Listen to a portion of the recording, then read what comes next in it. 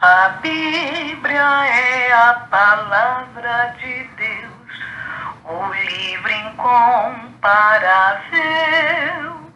Só ela mostra o caminho do céu, que livro incomparável.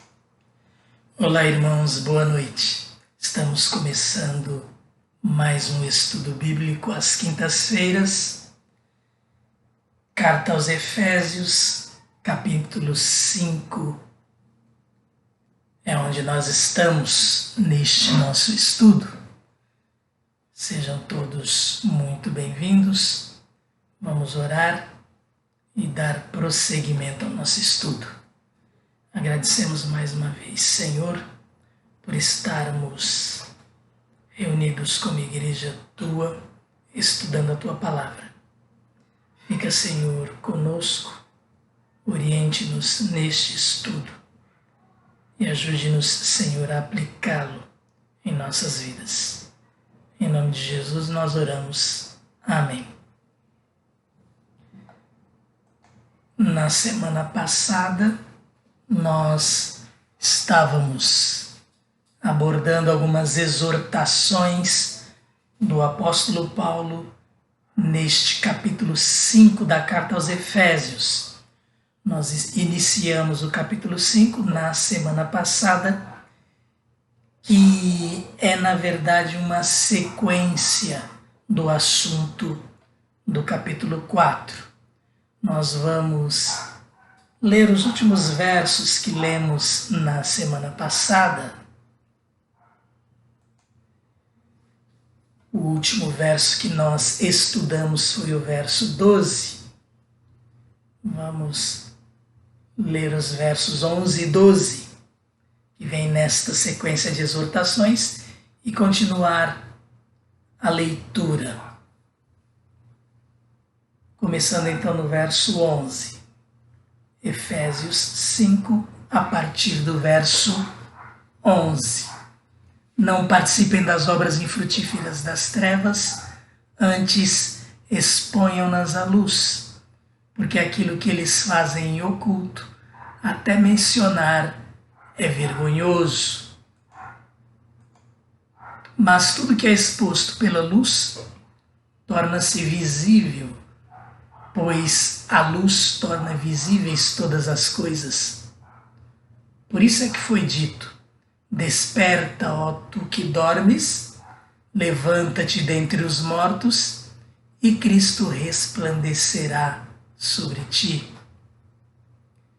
Tenham cuidado com a maneira como vocês vivem, que não seja como insensatos, mas como sábios. Aproveitando ao máximo cada oportunidade, porque os dias são maus. Portanto, não sejam insensatos, mas procurem compreender qual é a vontade do Senhor.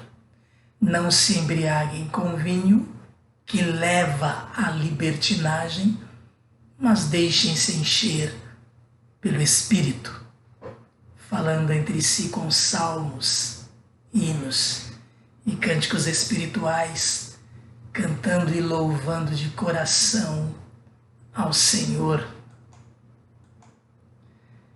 dando graças constantemente a Deus Pai por todas as coisas, em nome de nosso Senhor Jesus Cristo. Sujeitem-se uns aos outros por temor a Cristo. Vamos ler até este verso 21.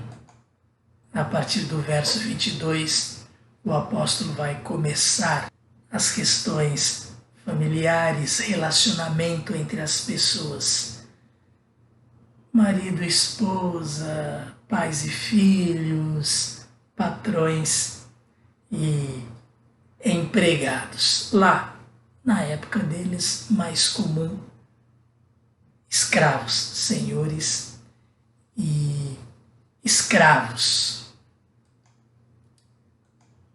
Nós tínhamos então parado no verso 12 e lemos novamente o verso 11 para ter uma sequência melhor não participem das obras infrutíferas das trevas, antes exponham-nas à luz. E nós já falamos, não participem, conforme já o verso 7 estudado na semana passada, das obras das trevas, mas exponham estas obras à luz, porque a luz revela e podemos evitar o que é infrutífero.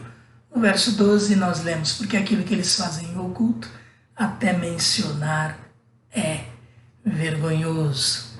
Falando aí dos ímpios, daqueles que andam nas trevas, daqueles que não querem saber do Senhor Jesus. E o nosso estudo continua então, verso 13.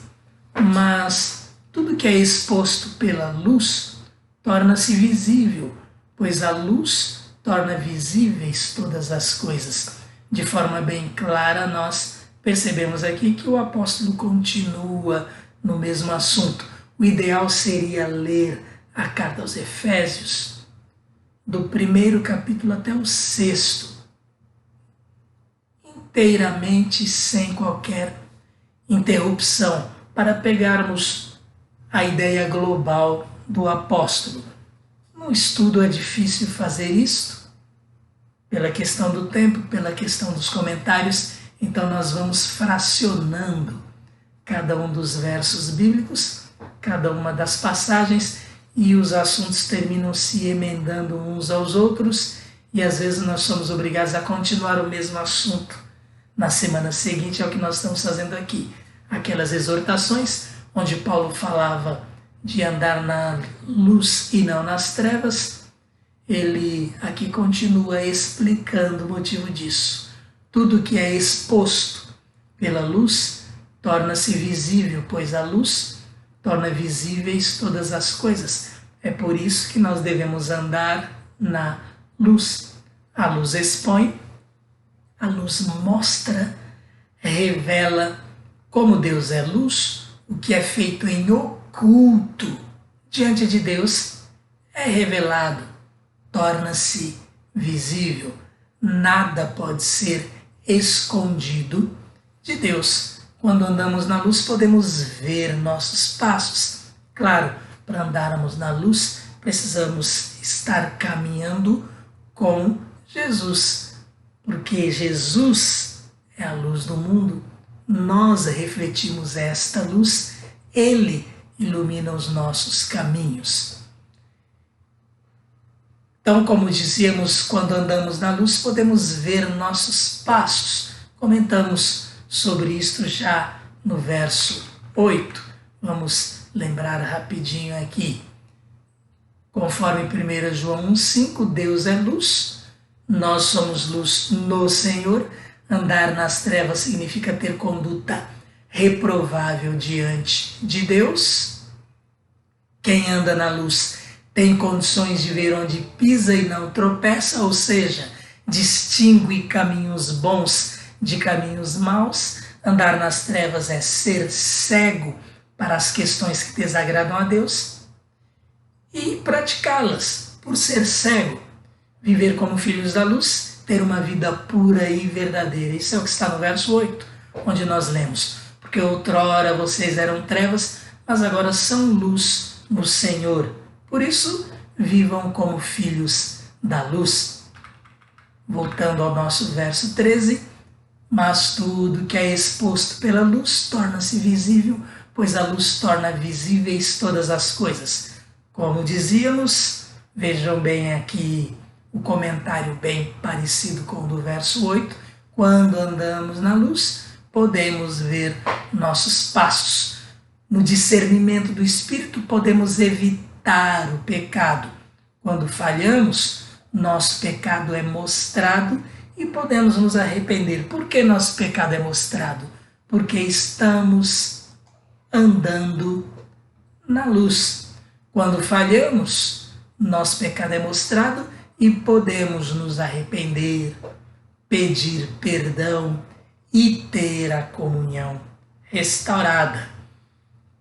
Quem anda em trevas, longe da luz de Jesus, não percebe sua natureza decaída, está morto em seus delitos. Verso 14.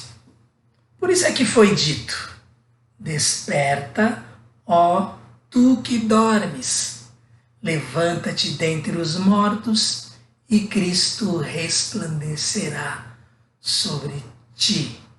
Por isso é que foi dito. Possivelmente, um hino cantado pelos cristãos da igreja primitiva, que transmitia suas doutrinas cristãs mais importantes através das letras de seus hinos, através de hinos, de cânticos espirituais. É mais fácil memorizar letras, memorizar textos, e era costume na época. Esta era uma maneira fácil de se memorizarem as doutrinas, os ensinos. Colossenses 3,16 é um verso lá onde fala destes salmos, hinos e cânticos espirituais. Diz assim Colossenses 3,16: habite ricamente em vocês a palavra de Cristo. De que forma esta palavra habitava ricamente? Vamos continuar o verso. Ensinem-se e aconselhem-se uns aos outros com toda a sabedoria e cantem salmos, hinos e cânticos espirituais com gratidão a Deus em seu coração. Este cântico de salmos, hinos e também os cânticos espirituais, eles cantados assim constantemente, suas letras abordavam esses ensinamentos bíblicos, os ensinamentos dos profetas, os ensinamentos dos apóstolos, os ensinamentos mesmo de passagens do Antigo Testamento, como Isaías, onde há vários hinos cantados no Novo Testamento. Então vem muito possivelmente, muito provavelmente daí esta observação. Por isso é que foi dito. E o que foi dito? Uma letra que possivelmente estava em um de seus hinos. Desperta, ó tu que dormes, levanta-te dentre os mortos e Cristo resplandecerá sobre ti. Nós, quando lemos o Novo Testamento, os ensinos de Jesus, por exemplo, suas parábolas, quando nós lemos no nosso português, nós perdemos muito do que Jesus falou e transmitiu no original. Mesmo o Novo Testamento, escrito em grego, já perdeu bastante do que Jesus falou em aramaico, que era a língua com a qual ele se comunicava com o povo da época. E Jesus contava parábolas, Jesus fazia os seus ensinamentos em rima, em métrica, como um cantador, e ficava mais fácil disto ser memorizado. Então nós perdemos tudo isto quando se lê os ensinos de Jesus, voltando à tradução do grego para o aramaico, a língua que Jesus falou, pode-se notar a métrica, os versos e até as rimas. E assim é possível entender por que então eles faziam tantos hinos, tantos cânticos, e porque o próprio Jesus já se utilizou desta metodologia para ficar gravado na mente daqueles que ele ensinava, e mais tarde os próprios apóstolos e as pessoas ligadas a eles, quando escrevessem os evangelhos, quando escrevessem suas cartas, lembrariam-se os ensinos com mais facilidade para a transmissão aos povos seguintes, à Igreja de Cristo aí, de todos os tempos a partir daquela época. É muito interessante estudar estas coisas. Desperta, ó tu que dormes. Tu que dormes, aqueles que estão mortos. Que tipo de morto seria este? Morto em seus delitos, como está em Efésios 2, verso 1. a pessoa que está morta em seus pecados. Esta pessoa precisa nascer de novo, essa pessoa precisa ser vivificada, ressuscitar para Cristo ou ter uma nova vida. Então este tu que dormes é o sentido espiritual de morto em seus delitos, morto em pecados.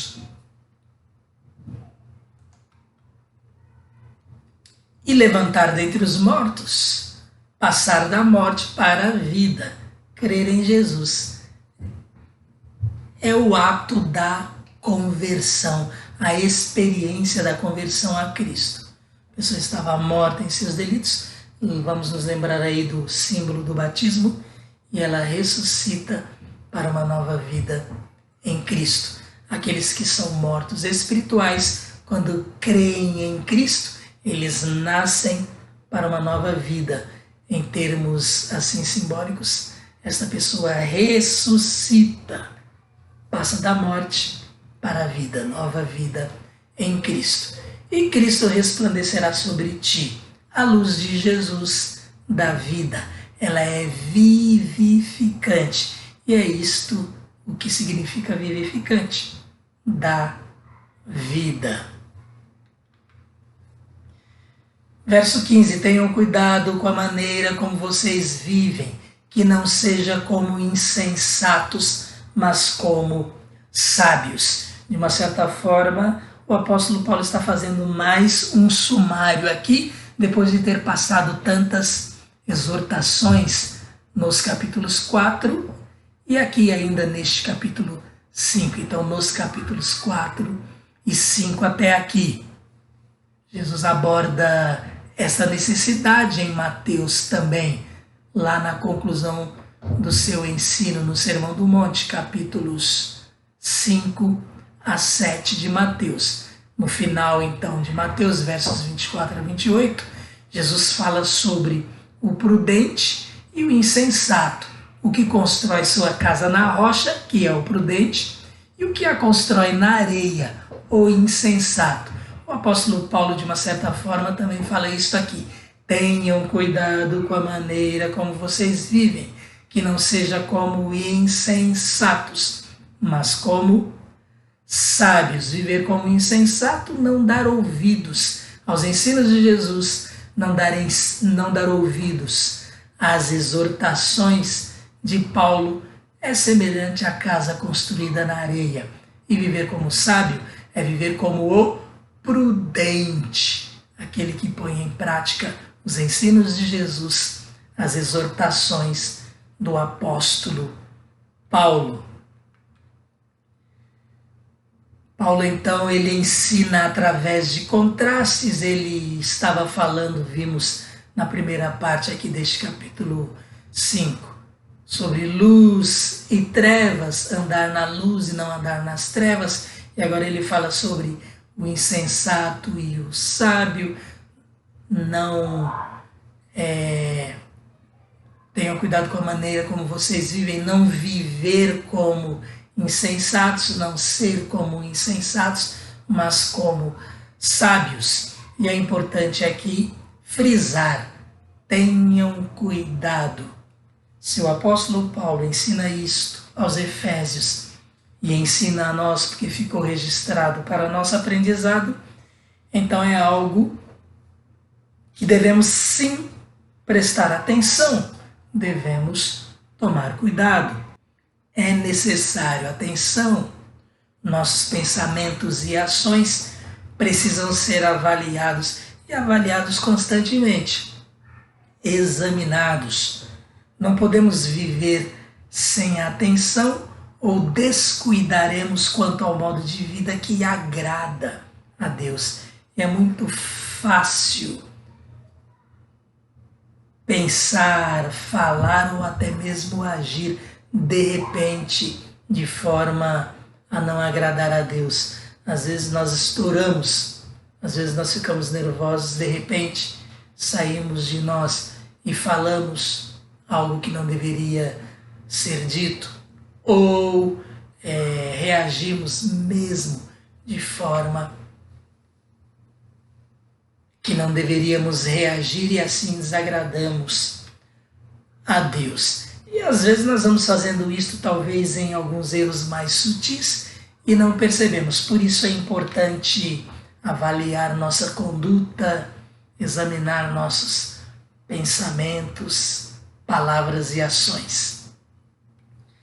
Aproveitando ao máximo cada oportunidade, porque os dias são maus. O insensato, ele se descuida. E aqui, se nós formos falar do insensato, não necessariamente aquele que anda nas trevas, vamos pensar aqui no crente em Jesus Cristo relaxado. Esse se descuida, ele não aproveita as oportunidades de viver para Deus num ambiente mau. Ele poderia dar testemunho, ele poderia ganhar almas para Cristo, mas às vezes desligado, que é ou relaxado, ou preguiçoso em termos de estudar a palavra de Deus, ele não vai se sentir capacitado, não vai ter conhecimento.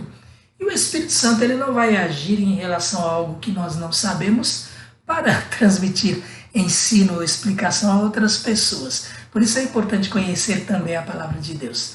Então, se nós quisermos abordar aqui o insensato, aquele crente em Jesus Cristo, que não toma cuidado com a sua vida, ele vai estar vivendo como o ímpio. O apóstolo chama atenção para que não seja assim. O ímpio ele é insensato porque ele não está nem aí com as coisas de Deus, com o evangelho de Cristo. Mas o crente em Jesus Cristo, ele precisa de prudência, ele precisa ser sábio.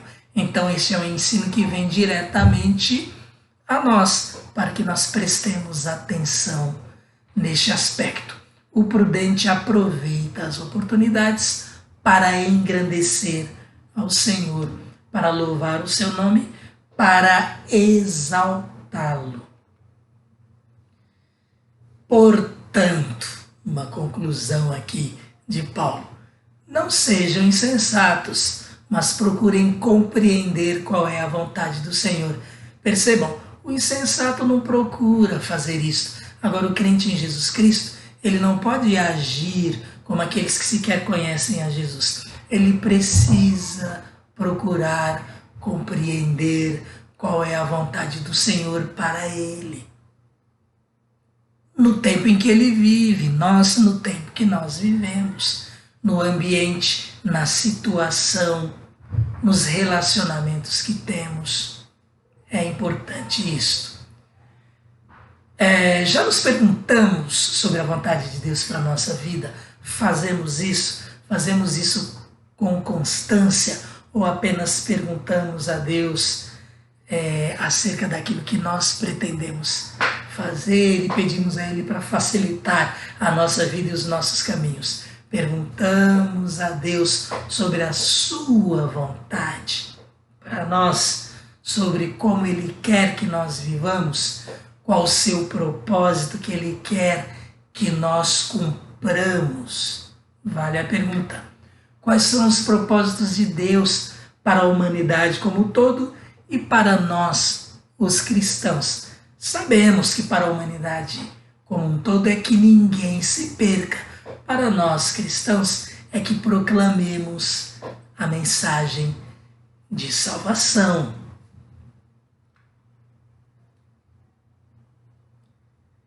Não se embriaguem com vinho, verso 18, que leva à libertinagem, mas deixem-se encher pelo Espírito. Novamente aqui nós temos o contraste do ensino do apóstolo Paulo, pegando o vinho aqui como exemplo de coisas que nós devemos evitar e pegando os sermos cheios do Espírito Santo, submissos a Ele, como aquilo que devemos fazer dentro da vontade de Deus. Então, o que o apóstolo está dizendo em relação a estes dois assuntos aqui, bem contrários, bem opostos, na verdade debaixo de que influência estamos? O vinho e o Espírito são contrastes apresentados por Paulo para exemplificar sob que direção vivemos, quem ou o que comanda nossa vida, nossos valores, nossos princípios, nossos relacionamentos. Aliás, nossos princípios, eles vão ser mostrados às pessoas a partir daquilo que nós deixamos influenciar nossa vida. O vinho toma a consciência da pessoa e a expõe ao ridículo. Chega um momento em que a bebida alcoólica, o vinho aqui representando todas aquelas bebidas que nos tiram da nossa consciência, que nos deixam fora de nós mesmos. Então, estas bebidas, elas tornam a consciência da pessoa, elas tomam a consciência da pessoa e a expõem ao ridículo. Quantas vezes nós já vimos pessoas embriagadas servindo de palhaço para as outras pessoas que se riem delas. Outros são inconvenientes, falam o que não deve, expõem muitas vezes sua vida ou a vida de pessoas ligadas a eles, colocam às vezes seus familiares em situações difíceis, tudo porque a pessoa não está agindo de acordo com o seu pensamento, ela não está sóbria naquele momento. O vinho, então, ele representa aqui qualquer coisa que influencie nossa vida para o mal, que é este o contraste que o apóstolo Paulo quer fazer. Ou que se coloque em primeiro lugar em nossa vida, nos dominando.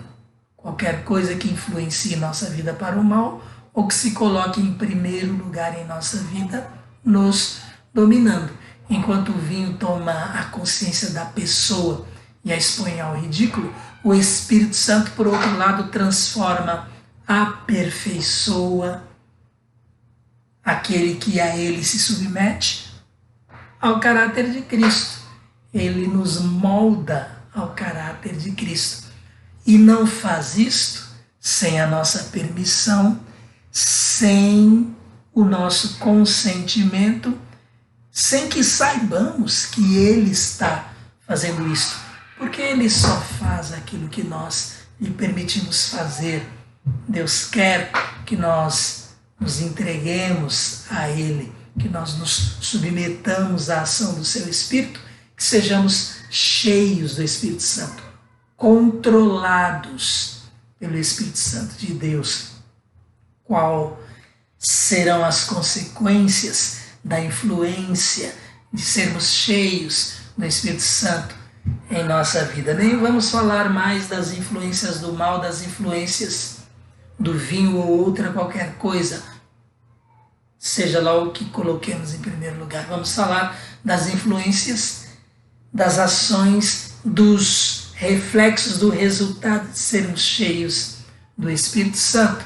Verso 19 vai falar, ou vai começar a falar dessas consequências, falando entre si com salmos, hinos e cânticos espirituais, cantando e louvando de coração ao Senhor, dando graças constantemente a Deus Pai por todas as coisas em nome de nosso Senhor Jesus Cristo. Este é o resultado da vida de quem é cheio do Espírito. Nós falamos entre nós, corpo de Cristo, igreja de Cristo, com salmos, hinos e cânticos espirituais. Lembremos mais uma vez de Colossenses 3,16, cantando e louvando de coração ao Senhor e com nossos corações agradecidos. Este é o resultado da ação do Espírito Santo nas nossas vidas. E é bem o oposto de entristecê-lo, de apagá-lo, como o próprio apóstolo Paulo já mencionou. E nós vimos isto na semana passada. Verso 21, sujeitem-se uns aos outros por temor a Cristo. Isto também é efeito, resultado da ação do Espírito Santo nas nossas vidas. E a partir daqui, o apóstolo vai começar um novo assunto, ele vai falar dos relacionamentos familiares. E é bom que nós lembremos, será da forma como ele ensina a partir daqui, se nós nos submetermos à ação do Espírito Santo e não a nossas próprias ações. Quando nós olhamos para esse verso 21, sujeitem-se uns aos outros por temor a Cristo, nós nos lembramos também dos estudos que fazemos sobre os dons espirituais. O Espírito Santo distribui dons à igreja. Cada um membro do corpo de Cristo, cada cristão, cada convertido, recebe pelo menos um dom espiritual. Vamos pensar na pessoa que recebe, por exemplo, o dom de misericórdia. Todos nós precisamos ser misericordiosos, mas aquele que recebe este dom, o dom de misericórdia, ele é contemplado pelo Espírito Santo com uma unção maior. Esta pessoa, ela se volta mais fortemente para a misericórdia em relação às outras pessoas. Nós, então, nos submetemos à direção desta pessoa nesse sentido. Ela organiza grupos, ela organiza movimentos, não é ela que sozinha sustenta aqueles que precisam e que atende e faz programações, mas ela coordena, ela movimenta, ela toca o coração das outras pessoas. E este crente em Jesus Cristo, ele pode ser tanto homem como mulher. O que o verso 21 diz aqui, sujeitem-se uns aos outros, tem a ver com isto, com a direção do Espírito Santo nas nossas vidas, e os outros membros do corpo de Cristo, eles vão seguir esta orientação, a orientação dada pelo Espírito Santo. É assim que nós desenvolvemos nossos ministérios. O ministério que o Espírito Santo de Deus dá a cada um de nós para desenvolvermos a obra de Cristo.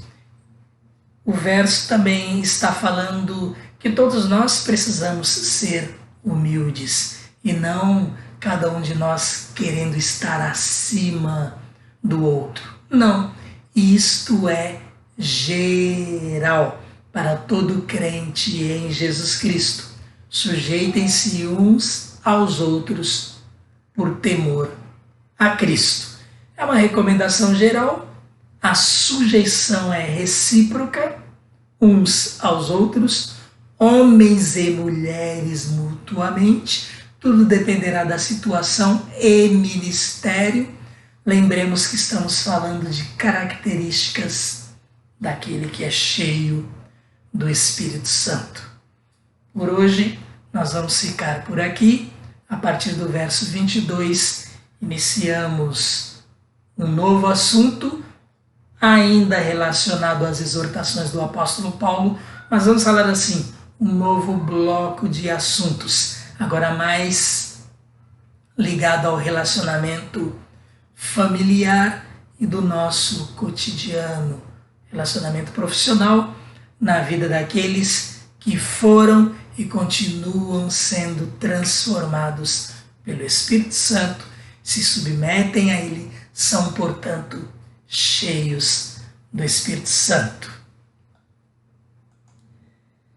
Na semana que vem, então, daremos continuidade a este estudo. Agradecemos a participação de todos. Deus abençoe cada um de vocês. Vocês que nos visitam, nos honram com a presença de vocês, a atenção de vocês. Que Deus abençoe cada um de vocês ricamente. Vamos orar e assim terminar mais um estudo bíblico às quintas-feiras. Te agradecemos, Senhor, por este estudo.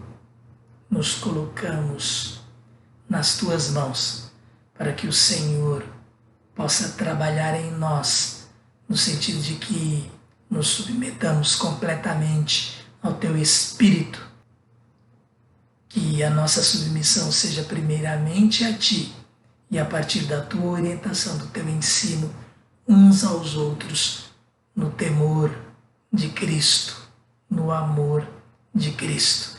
E assim sabemos que estaremos desenvolvendo a Tua obra, sendo servos Teus, frutificando para a honra e glória do Teu nome. Nós oramos em nome de Jesus. Amém. Eu leio a Bíblia, a palavra de Deus, o livro incomparável.